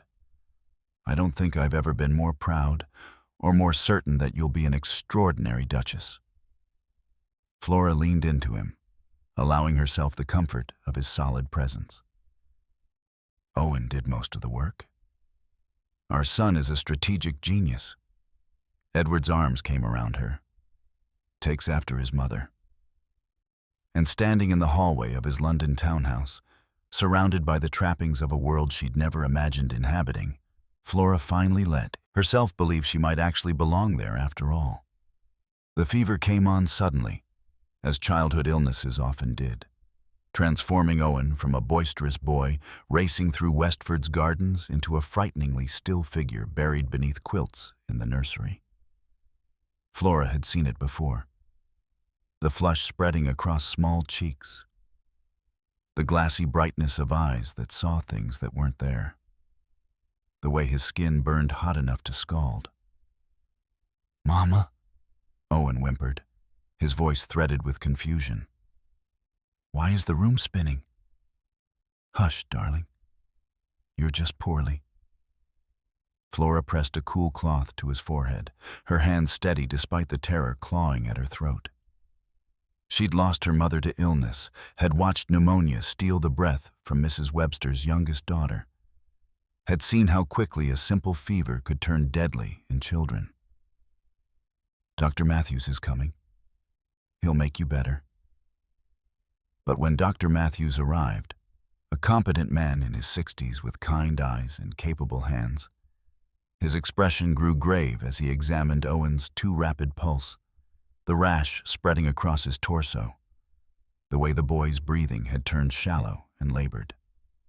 "Scarlet fever," he pronounced quietly, drawing Flora aside while the nurse sponged Owen's burning skin. "I won't lie to you, Miss May. It's serious. The next 48 hours will be critical." Flora felt the floor tilt beneath her feet. "What can we do?" "Keep him cool, force fluids when he's lucid, and pray." The doctor's frankness was somehow more comforting than false platitudes. "I'll return twice daily to monitor his progress. Send for me immediately if his condition worsens." Edward found her an hour later, standing at Owen's bedside like a sentinel, her hand clasped around their son's small, feverish fingers. She didn't hear him enter. So focused was she on counting each labored breath, watching for any sign of improvement or decline. "Flora." Edward's voice was carefully controlled, but she heard the fear underneath. "Dr. Matthews told me. I came as soon as—" He stopped as he truly saw Owen, the robust boy reduced to a fragile shell. "Christ. He's strong," Flora whispered, though she wasn't sure if she was trying to convince Edward or herself. "He survived a difficult birth.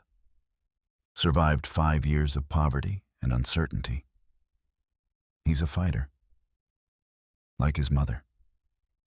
Edward moved to the other side of the bed, his hand hovering over Owen's forehead as if afraid to touch, to confirm the burning heat. "What can I do? There must be something. Specialists from London, treatments, anything. Dr. Matthews is the best in the county, and Owen doesn't need expensive physicians or experimental treatments." Flora's voice cracked despite her determination to remain composed. "He needs time and luck, and for his fever to break before it." She couldn't finish the sentence. Edward's hand found hers across Owen's still form, their fingers interlacing above their son's labored breathing. "Then we wait together." The hours blurred into an endless vigil. Edward dismissed his secretary, his steward, every obligation that would pull him away from the nursery. He sat beside Flora as Owen thrashed and muttered, held the boy down gently when delirium made him try to climb from bed, helped Flora change sweat-soaked linens when the nurse stepped out for meals. Ragnar refused to leave, positioning himself at the foot of the bed like a furry guardian, his worried eyes tracking every movement. On the second night, as Owen's fever spiked higher and Dr. Matthews' expression grew grimmer, Edward finally broke. "I cannot lose him. His voice was raw, stripped of aristocratic composure. I only just found him, Flora. I missed his birth, his first words, 5 years of watching him grow. I cannot. I will not. He pressed his hands to his face, shoulders shaking with suppressed sobs. Flora had no comfort to offer. Her own fear was too overwhelming, a living thing that threatened to consume her. But she reached for Edward anyway, pulling him into her arms as they stood beside their desperately ill child, holding each other against the possibility of devastating loss. He has to live, Edward said against her hair. He has to. I haven't taught him to ride properly, or shown him the family portraits, or explained why the stars move the way they do. I haven't. His voice broke completely. I haven't told him enough times that I love him. He knows. Flora's tears soaked into Edward's waistcoat. Every visit, every story you've read, every fort you've helped him build. He knows, Edward. They returned to their chairs on opposite sides of Owen's bed, maintaining the vigil as midnight came and went. Flora dozed fitfully, jerking awake at every sound, every shift in Owen's breathing. Once she woke to find Edward singing softly, some old lullaby in a language she didn't recognize, his hand gentle on Owen's burning forehead. My mother sang that, Edward said when he noticed her watching. When I was ill as a boy. I'd forgotten until now. The third morning dawned gray and cold, frost etching patterns on the nursery windows. Owen had been unconscious for 6 hours, his breathing growing more labored, his skin so hot it seemed impossible such a small body could generate such heat. Dr. Matthews arrived for his morning visit and spent long minutes listening to Owen's chest, checking his pulse, his expression growing increasingly troubled. The crisis is approaching, he said quietly. Either the fever will break in the next few hours, or... He didn't finish. Didn't need to. Flora felt something inside her shatter. She'd been so strong, so determined to believe Owen would survive through sheer force of maternal will. But looking at her son's still, flushed face, she felt hope slipping away like water through her fingers. Leave us, Edward said to the doctor, to the nurse, his voice brooking no argument. Please. When they were alone, just the three of them, and Ragnar, who refused to be dismissed, Edward came around the bed and pulled Flora into his arms with desperate strength. I love you, he said, the words tumbling out like a confession. I've been waiting for the right moment, the perfect time to say it properly. But there are no guarantees of perfect moments. There's only now, this moment, and I need you to know. His hands framed her face, thumbs brushing away her tears. I love you, Flora May. Not because you're Owen's mother, not out of guilt or obligation, but because you are the strongest, bravest, most remarkable woman I've ever known. You challenge me, frustrate me, make me want to be better than I am. And I cannot, I will not, face whatever comes next without you by my side as my wife. Flora stared at him, her mind struggling to process his words against the backdrop of Owen's labored breathing. Edward, this isn't the time. It's exactly the time. His intensity was almost frightening. I've wasted too much time already. 5 years lost to misunderstanding and pride. I won't waste another moment. Marry me, Flora. Not someday. Not when circumstances are more convenient. But now. Tomorrow, if you'll have me. Be my wife because I love the woman you are. Because our family needs you. Because I need you. Our son is dying, Flora whispered, the words agony to speak aloud. Then let him know, in whatever way souls know such things, that his parents are united, that we're a family, complete and whole. Edward's forehead pressed against hers. I'm asking you to take a leap of faith when faith seems impossible. I'm asking you to believe that love matters, even in the face of... His voice broke. Especially in the face of possible loss. Flora looked past him to where Owen lay so terribly still, his small chest rising and falling with painful effort.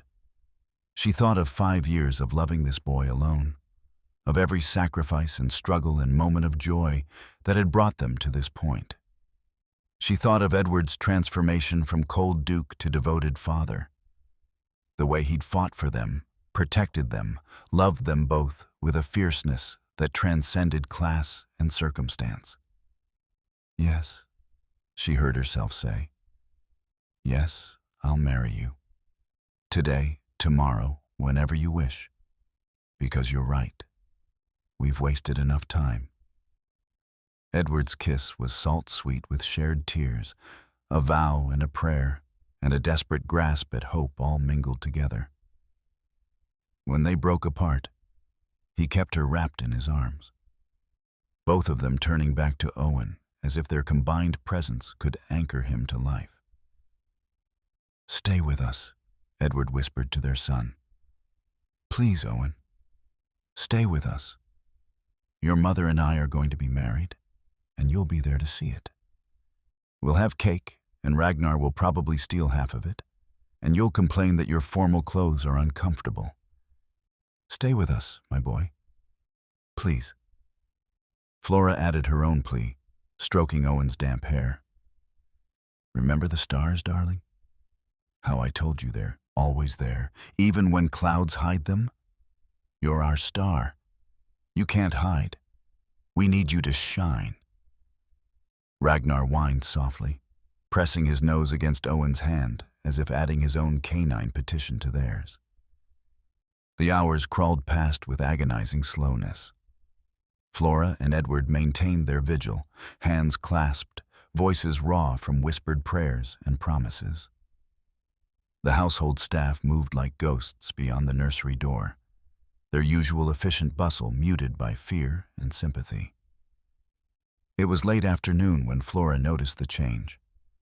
Owen's breathing had eased. Just slightly, but enough that she sat forward, hardly daring to hope. Edward, her voice was barely audible. Look. Owen's skin, which had been frighteningly flushed for 3 days, was pale. Not the grayish pallor of death, but the normal, healthy pallor of a sleeping child. Edward's hand flew to Owen's forehead, and his eyes widened. He's cooler. Dear God. He's actually cooler. Dr. Matthews, summoned urgently, confirmed what they hardly dared believe. The fever's broken. His breathing is stronger, pulse more stable. The doctor's professional demeanor cracked into a genuine smile. I believe the worst has passed, Your Grace. The boy will recover. Flora collapsed into Edward's arms, sobs of relief shaking her entire body. Edward held her, his own tears falling freely, while Ragnar barked joyfully and Dr. Matthews quietly excused himself to give them privacy. Owen slept peacefully through the celebration, his small face relaxed for the first time in days. When he finally stirred as evening shadows lengthened across the nursery, his eyes were clear and focused. Mama? His voice was hoarse but blessedly coherent. I'm thirsty. Flora laughed through fresh tears, helping him sip water while Edward hovered anxiously. How do you feel, darling? Tired. Owen considered this seriously. And hungry. May I have soup? You may have anything you want, Edward said, his voice rough with emotion. Soup, cake, an entire roasted pig if you desire it. Owen's smile was weak, but genuine. Just soup, Papa. And maybe Ragnar can stay? Ragnar can stay forever, Edward promised, ruffling the dog's ears. The terrier had climbed onto the bed the moment Owen woke, positioning himself as close to the boy as possible. As Owen dozed again, this time in natural sleep rather than fever-driven unconsciousness, Flora and Edward stood together at the window, watching the sun set over Westford's grounds in shades of amber and rose. "I meant what I said," Edward murmured. "About marriage. About needing you." Flora leaned into his warmth, feeling the last of her resistance crumble. "I know." "And I meant my answer." She turned in his arms, meeting his gaze. "I love you, Edward Sterling. I think I've loved you since you first called yourself a pompous ass 5 years ago and meant it. I'm ready to stop being afraid of that love." Edward's kiss was gentle, reverent, full of promises for the future they'd nearly lost. And from the bed, Ragnar's contented sigh seemed to say that finally, his humans had gotten it right. The wedding took place in Westford's ancient parish church on a crystalline December morning, 3 weeks after Owen's fever had broken. Flora stood in the vestry, her hands trembling as the vicar's wife helped adjust the veil of Brussels lace that had belonged to Edward's mother. A gesture from the Dowager Duchess's own maid, who'd wept when presenting it. "You're shaking like a leaf, my dear," Mrs. Peterson said kindly, securing the delicate fabric with pearl-tipped pins. "Cold feet?" "Terrified feet," Flora admitted, staring at her reflection in the age-spotted mirror. The gown was ivory silk, simple in design, but exquisite in execution, commissioned by Edward over her protests about the expense. She looked like someone else entirely, some elegant stranger who belonged in grand houses and aristocratic circles. "Mama, you look like a princess." Owen burst through the door with characteristic disregard for propriety, Ragnar at his heels. The boy had recovered his strength with the resilience of youth, though Flora still caught herself checking his breathing in the night, unable to quite believe they'd been granted such mercy. Edward followed more sedately, stopping short when he saw her. His formal dress, deep blue superfine with a waistcoat of silver brocade, emphasized the breadth of his shoulders and the lean strength that 5 years of grief had carved into his frame. But it was his expression that stole Flora's breath. Wonder and desire, and something so tender, it made her chest ache. "You're not supposed to see the bride before the ceremony," Mrs. Peterson scolded, though her smile was indulgent. "Forgive me," Edward said, though his eyes never left Flora's face. "I had to give her something." He approached slowly, as if she might startle, and withdrew a velvet case from his pocket. Inside lay a necklace of emeralds and diamonds, the stones catching the winter light and throwing green fire across the whitewashed walls. "It was my mother's," Edward said quietly. "The only piece I didn't sell when I was searching for you. I told myself I was keeping it for my future wife, but I think some part of me knew it was always meant for you." Flora's hands flew to her mouth. "Edward, I can't. It's too much. Nothing is too much." He lifted the necklace with careful hands. "May I?" She turned, feeling the cool weight of the stones settle against her collarbones, Edward's fingers brushing her nape as he fastened the clasp. In the mirror, she saw what they would look like to the world. A duke and his duchess, wealthy and powerful and perfectly matched. "Now you look like a queen," Owen declared with satisfaction. "Papa, doesn't Mama look like a queen?" "She looks," Edward said, his hands resting gently on Flora's shoulders, "exactly as she always has. Extraordinary." The ceremony passed in a blur of Latin phrases and solemn vows, Flora's voice steady as she promised to love and honor the man who'd searched Bath for her, who'd sat vigil by their sick son, who'd defended her against society's scorn with unwavering conviction. Edward's hands trembled slightly as he slipped the ring, a band of gold set with small diamonds, onto her finger, and when the vicar pronounced them husband and wife. His kiss held both reverence and restrained passion that made her blush. The church was packed with tenants and villagers, estate workers and their families, all crammed into pews meant for a smaller congregation. Flora had expected resentment, perhaps confusion at their duke's choice of bride. Instead, she found faces lit with genuine happiness. Women dabbing at their eyes, men nodding approval as Edward led her down the aisle as his duchess. "They're glad," Edward murmured against her ear as they emerged into winter sunlight, bells pealing overhead. "You've been managing the library, helping Mrs. Winters organize the household accounts, teaching the scullery maid to read. They know you're one of them, in ways I could never be." The wedding breakfast was held in Westford's great hall, the ancient space transformed with garlands of evergreen and white roses that filled the air with subtle perfume. Tables groaned under the weight of roasted meats and savory pies, delicate pastries, and the towering wedding cake that made Owen's eyes go wide with anticipation. Edward stood as the meal concluded, his hand finding Flora's beneath the table and holding tight. The hall fell silent, hundreds of faces turning toward the high table with expectant attention.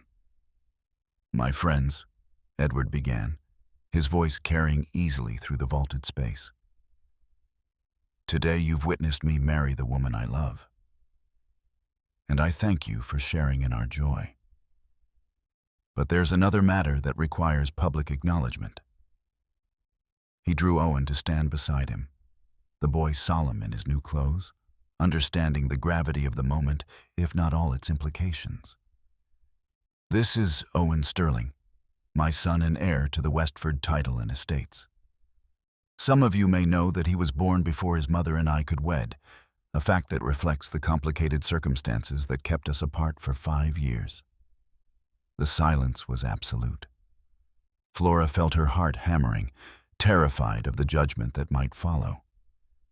"I will not apologize for Owen's existence," Edward continued, his voice gaining strength. "He is the finest boy I could have hoped for. Clever, kind, brave beyond his years. He has his mother's sharp mind and generous heart, and I count myself blessed to be his father." He looked down at Owen with such obvious love that Flora saw several women in the crowd press handkerchiefs to their eyes. "I present him to you not as an embarrassment to be hidden, but as the future Duke of Westford.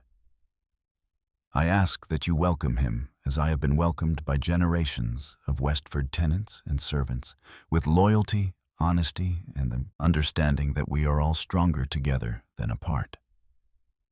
For a heartbeat, nothing happened. Then one of the tenant farmers, old Mr. Wickham, who'd worked Westford land for 50 years, stood and raised his cup. "To Owen Sterling," he called out in his weathered voice. "May he grow to be as fine a duke as his father, and as fine a person as his mother." The hall erupted in cheers and raised glasses, the toast echoing off stone walls until it seemed the very foundations of Westford were affirming Owen's place. The boy's face lit with a smile of pure delight, and he turned to Edward with shining eyes. "They like me, Papa." "They love you," Edward corrected, sweeping Owen into a fierce embrace. "Just as I do." Flora felt tears spill down her cheeks as the celebration swirled around them, music striking up, dancing beginning, laughter and conversation filling every corner of the ancient hall. Edward returned Owen to the care of his new governess with instructions to save him some cake, then took Flora's hand. "Dance with me, wife." They moved through the traditional steps of a country dance, then a waltz that allowed Edward to pull her closer. his hand warm against the small of her back. "Are you happy?" he asked, his breath stirring the curls at her temple. Flora looked around the hall, at Owen trying to teach Ragnar to dance, at the tenants who'd accepted her as one of their own, at the ancient tapestries and gleaming armor that were now part of her world. But mostly she looked at Edward, at the man who'd loved her across years of separation and misunderstanding, who'd fought society and convention to make her his duchess. "I'm terrified," she admitted, "and overwhelmed. And yes, deliriously happy." "Good." Edward's smile was boyish, unguarded in a way she'd rarely seen. "Because I intend to spend the rest of our lives ensuring you remain all three, though perhaps we could work on reducing the terror part." The dancing continued until late, but eventually Edward caught Flora's eye and tilted his head toward the door with a question in his gaze. She nodded, warmth flooding through her at the promise in his expression. They slipped away as the celebration continued, climbing the grand staircase toward the ducal chambers, now their chambers, with hands clasped and steps quickening. Edward's rooms were a study in masculine elegance, all dark wood and deep colors, but someone had added feminine touches. Fresh flowers, softer linens, a silk robe laid across the bed in a shade of green that matched her eyes. The fire had been built up to blazing, casting dancing shadows across the walls. "Nervous?" Edward asked, shrugging out of his coat with hands that weren't quite steady. "We have a 5-year-old son," Flora pointed out, though her own pulse was racing. "I think we're past nervousness." That was different. Edward approached slowly, giving her time to adjust to his nearness. "That was stolen moments and desperate passion. This is—" He cupped her face with infinite gentleness. "This is our wedding night, the beginning of the rest of our lives. I want it to be right." Flora reached up to loosen his cravat, letting the silk whisper through her fingers. "It's right because it's us. Because we've earned this, fought for it through 5 years of separation and pain and misunderstanding." Edward's kiss was slow and thorough, tasting of champagne and promise. His hands moved to the fastenings of her gown with practiced skill, though he paused frequently to press kisses to newly revealed skin. The curve of her shoulder, the hollow of her throat, the sensitive spot just below her ear that made her gasp. "I love you," he murmured against her collarbone. "I will love you when we're old and gray and Owen brings us grandchildren. I will love you through every season and circumstance. You are my heart, Flora Sterling, my duchess, my home." Flora's hands found the buttons of his waistcoat, returning the favor of slow discovery. "I love you," she whispered. "The pompous duke who became a devoted father. The man who faced down society for his family. The one who sat by our son's sickbed and sang lullabies in Latin." "Old Norse, actually," Edward corrected with a breathless laugh as her hand slid beneath his shirt. "My mother was— Christ, Flora, you're going to unmake me entirely." "Good." She smiled against his mouth. "I like you unmade." They came together with a tenderness that transcended their first desperate joining 5 years ago. Every touch a vow, every whispered endearment a promise. Edward worshipped her with hands and mouth, until Flora was trembling, then joined their bodies with aching care. His eyes locked on hers, as if memorizing every expression that crossed her face. Afterward, they lay tangled in silk sheets, the fire burning low, Flora's head resting on Edward's chest, where she could hear his heartbeat slowly return to normal. "No regrets?" Edward asked quietly, his fingers tracing idle patterns on her bare shoulder. Flora considered the question seriously, thinking of the years of struggle, the pain of believing herself abandoned, the fear of Owen's illness. But she thought too of the joy. Owen's laughter, Edward's transformation, the family they'd built from broken pieces. Not a single one, she said firmly. Every hardship led us here. I wouldn't change any of it, because changing it might mean losing this. Edward pulled her closer, pressing a kiss to her hair. My practical Duchess, always finding the logic in emotion.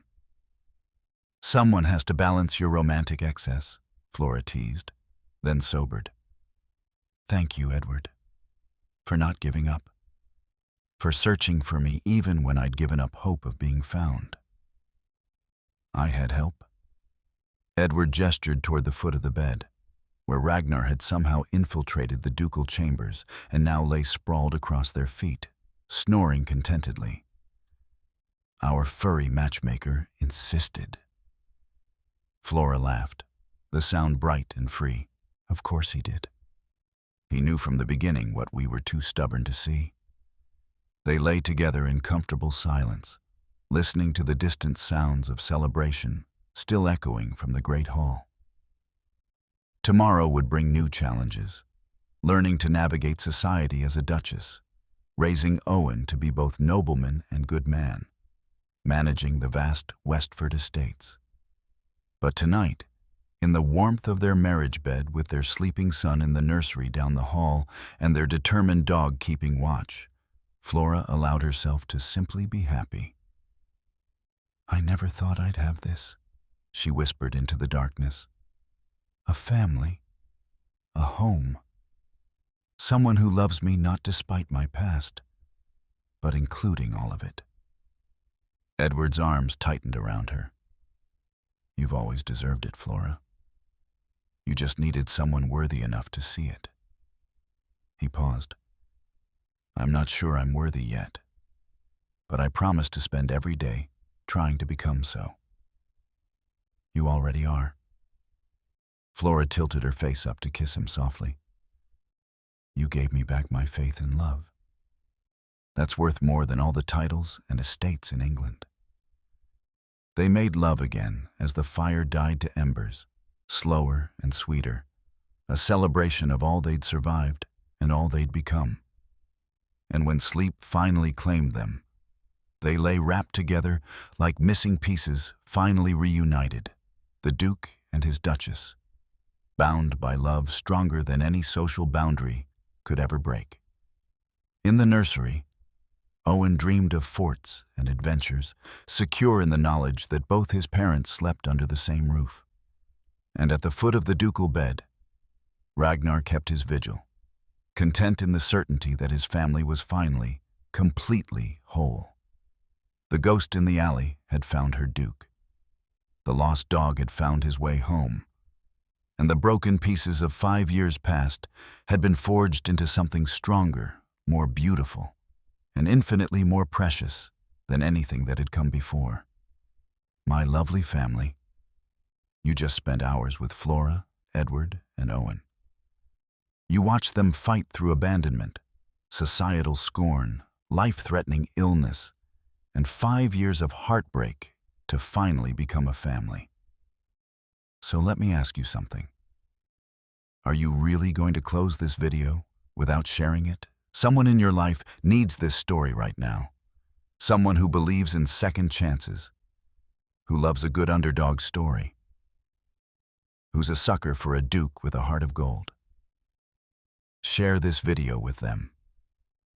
And if you haven't subscribed yet, subscribe now, because next week's story is even more devastating, and I don't want you to miss it. At the end of this video, you'll see a suggestion for another powerful story from our channel.